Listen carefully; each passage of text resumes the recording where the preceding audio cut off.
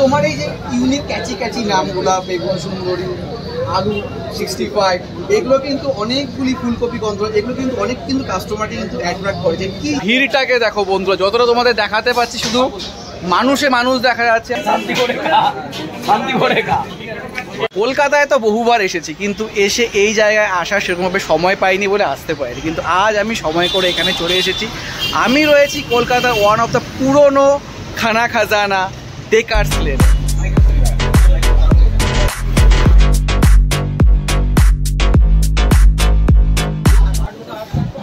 ভিড়টা দেখে অলরেডি বুঝতেই পারছো বন্ধুরা, আমরা পৌঁছে গেছি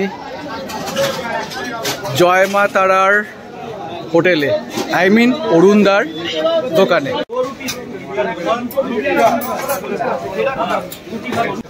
জাস্ট পেছনে ভিড়টাকে দেখো বন্ধুরা, যতটা তোমাদের দেখাতে পাচ্ছি শুধু মানুষে মানুষ দেখা যাচ্ছে, আর মাঝখানে রয়েছে আমাদের অরুণদা। এই সেই অরুণদা, এবং প্রত্যেকের সাথে ইন্টারাকশন করছে, খাবারের কোয়ালিটি কেমন রয়েছে, কিরকম লাগছে খেতে। এই হচ্ছে সেই সিম্পল মানুষটা পেছনে। খাবারগুলো রয়েছে, একটা ছোট্ট একটা ইন্টারভিউ টাইপের হবে অরুণদার সাথে। দেখো কেমন লাগে, অবশ্যই কমেন্ট বক্সে জানিও। অনেক অজানা রহস্য আজকে হয়তো ফার্স্ট হবে, অনেক কিছুই প্রশ্ন করবো অরুণদাকে, অরুণদা স্পেশাল খাবারগুলো নিয়ে। তাই ভিডিওটা কন্টিনিউ দেখো, আর যারা চ্যানেল নতুন রয়েছে তারা চ্যানেলে অবশ্যই সাবস্ক্রাইব করো। তো দেখতে থাকো ভিডিওটা। ফাইনালি অরুণদার সাথে আমাদের দেখা হয়ে গেল। এত ভিড়ের মাঝখানে অরুণদা আমাদের জন্য একটু সময় বের করে, তার জন্য অসংখ্য ধন্যবাদ। ধন্যবাদ তোমাদের। প্রথম কথা দাদাজি যে তুমি গেছো, দেখেছি খুব ভালো লেগেছে, তার জন্য কংগ্রাচুলেশন।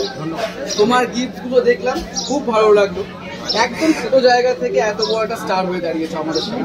এত বড় ছোট জায়গাতেই আছি, এখনো ছোট জায়গাতেই আছি, স্টার এখনো একটু হয়নি, আর হওয়ার কোনো মানসিকতা না। তুমি অলরেডি আমাদের কাছে স্টার, অনেক বড় স্টার তুমি আমাদের কাছে। কারণ তুমি যেভাবে তুমি তোমার ক্রাউডটাকে দেখো, সেটা হয়তো মানুষ ভালোবেসেছেন, খাবারটাকে ভালোবেসেছেন, সেই জন্য হয়তো। কিন্তু তুমি যেহেতু আমাকে স্টার বলছো, সেদিক থেকে আমার মনে হয় না, মানে এটা আমি বলি সবসময় বলি, আমি যেদিন স্টার হবো সেদিন হয়তো অন্য কিছু হবে। আমি কোনো স্টার নই, আমি মানুষের সেবা নিয়ে ব্যস্ততা, মানুষকে ভালো খাবার দিতে হবে, এই মানসিকতা নিয়ে আমি চলি এবং চলবো। তোমার এই সিম্পলিসিটিটাই তোমাকে এত বড় জায়গায় করেছে। এটা আমার সত্যিকারেরই কথা। এটা এই মায়ের এটা পরে আমি বাইরে আছি ঠিক কথা, কিন্তু আমার একটাই চিন্তা ভাবনা, একটাই ভাবনা, এই দাদাগিরির কথাটা তুমি বললে, আমি মানে তারা আমাকে সাথে রেখেই বলি, আমার গতদারিনী মাকে সাথে রেখেই বলি। আমি কোনোদিন মনে ভাবিনি, কোনো স্বপ্ন দেখিনি, কোনোদিন মনে প্রশ্নও জাগেনি যে আমি দাদাগিরির মন্ত্রী যাবো। এত মানুষ ভালোবেসেছেন, এত মানুষ পছন্দ করেছেন, আর মায়ের কৃপা তো আছেন। মায়ের কৃপার জন্য এত মানুষের জন্যই আছে দাদাগিরি। মায়ের কৃপা, প্রত্যেকের আমাদের ভালোবাসা, গুরুজনদের আশীর্বাদ, সেই জায়গায় থেকেই তুমি আজকে এত বড় জায়গায় দাঁড়িয়ে রয়েছো। এটাই তোমার সব থেকে বড়, আমাদের কাছে একটা প্রাপ্তি, তোমাকে এত বড় জায়গায় দেয়। এবং সব থেকে বড় কথা, তুমি এতটা আমাদের কাছে তো তুমি নিজেকে সিম্পল ভাবো অবশ্যই, কিন্তু আমাদের কাছে বড় জায়গা, কিন্তু সেই জায়গায় দাঁড়িয়েও তুমি এত সিম্পল। এটার পিছনে একটা রাজ কিছু আছে। আমরা তো মানুষ, অবশ্যই আমরা তো মানুষ। আমরা পৃথিবীতে আছি, আমাদের মতো ভালো, আমাদের মতো মন, আমাদের মতো ভালো জিনিস কিছু হয় না, সে তো অবশ্যই। কিন্তু আমাদের চোখ আর মন এমন একটা জায়গায় মাঝে মধ্যে এসে পৌঁছে যায়, যেটাকে আমরা ভালোটাকেও খারাপভাবে দেখি, আবার খারাপটাকেও খারাপভাবে দেখি। সেই খারাপটাকে যদি আমরা ভালোভাবে দেখি, তাহলে আমার মনে হয় সেই জায়গাটাও ভালো হবে। অবশ্যই। সোশ্যাল মিডিয়া তোমাকে কতটা হেল্প করেছে এই জায়গায়?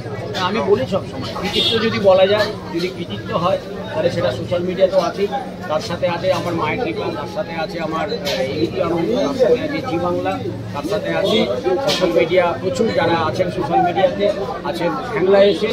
অবশ্যই সোশ্যাল মিডিয়া না থাকলে আজকে ডেকার্স লেন যে 40% মানুষ জানতেন না, 60% জানতেন, যেহেতু এটা অফিস পাড়া, অফিসের মানুষজন ভেসে আসতেন।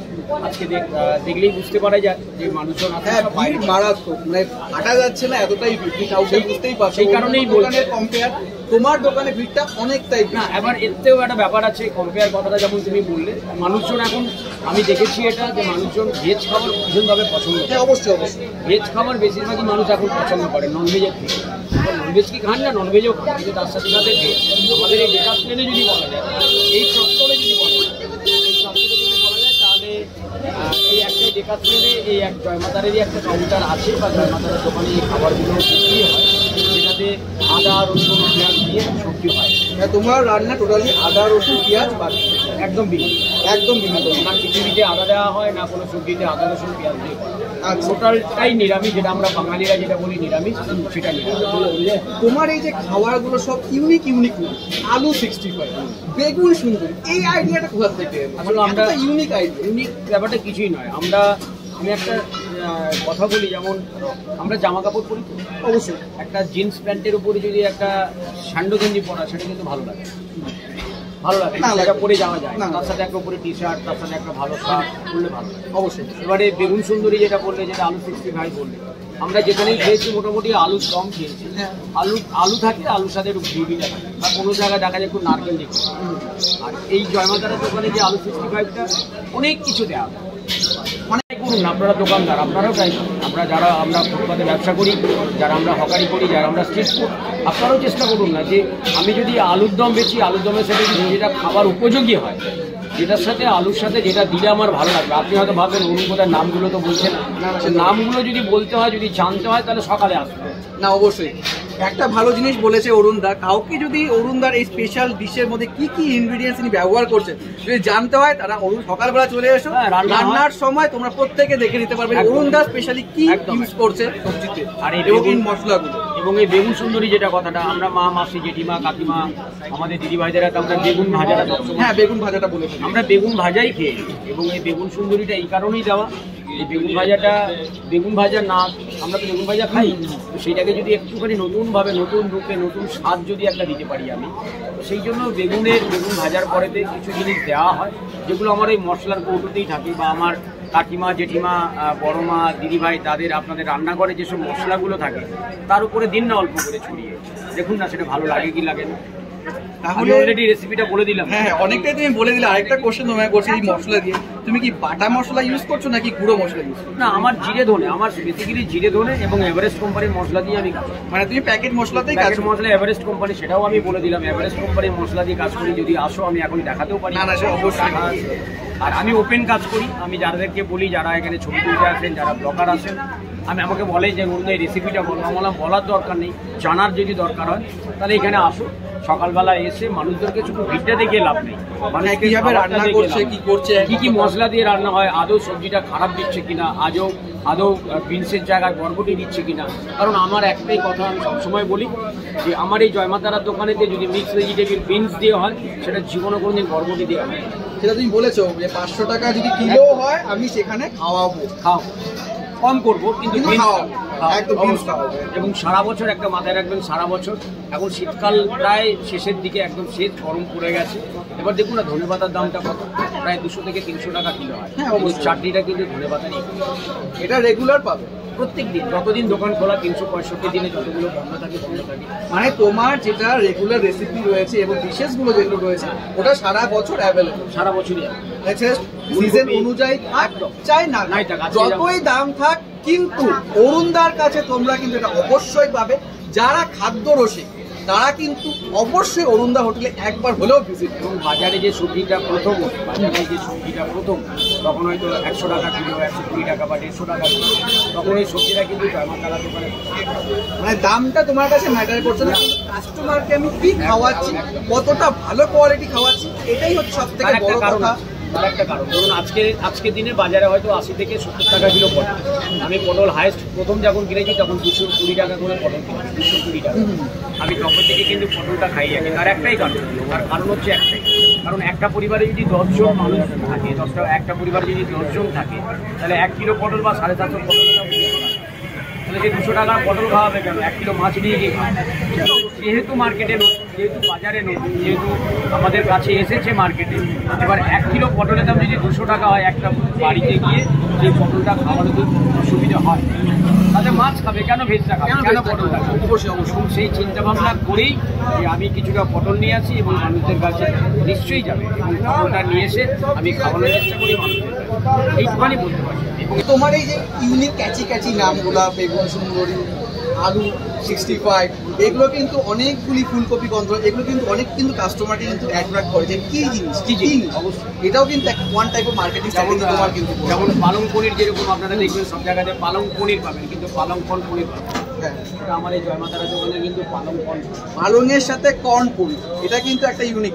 সত্যি কথা বলতে পালক পনির সব জায়গায় পাওয়া আছে, কিন্তু পালক উইথ কর্ন পনির কিন্তু আমি শুনিনি আগে। তোমরা হয়তো শুনেছো কিনা কমেন্ট বক্স অবশ্যই জানিও, কিন্তু আমি অরুণদার এখানে নিজের মতো শুনলাম এই রেসিপির কথা। আপনারা তো অরুণদার এখানে খেলেন, আপনাদের কেমন লাগে? সামনে এগিয়ে আসুন।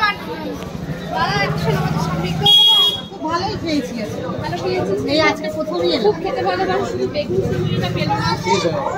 কি করবে, বেগুন দিও, প্রতিদিন বেগুন ভাজা খায়। তাহলে দিদি আপনারা বেগুন সুন্দরীটা মিস করে গেছেন, আর খেয়ে আপনাদের কেমন লাগলো? ভালো লেগেছে। আর এই যে অরুণদা হোটেলে এতটা প্রচার আপনারা কোথা থেকে জানেন? এই ফোনে দেখেছি, মানে সোশ্যাল মিডিয়াতে দেখেছি, ইউটিউব, ফেসবুক এসব জায়গাতে আপনারা দেখেছেন। তাহলে আপনারা ফার্স্ট টাইম এখানে এসে খেলেন অরুণদার। নিশ্চয়ই অরুণদার খাবারের কথা অন্যজনকে শেয়ার করবেন। কেমন ফার্স্ট টাইম খেলাম, আবার শীতকালে এসে খাবো। বললাম তো খুব। অরুণদা আপনার সাথে একটা সেলফি নেব।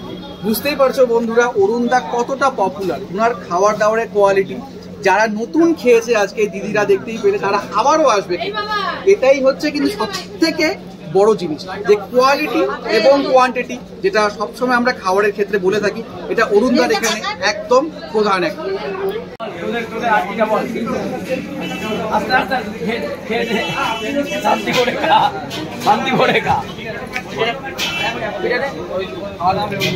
তোমরা কি নতুন আসি এসেছো খেতে এখানে, না আগেও এসেছো? প্রথমবার এলে খেতে কেমন লাগছে খেয়ে অরুণদার হোটেলে? সুন্দর লাগছে। আর অরুণদাকে তোমাদের কেমন লাগে?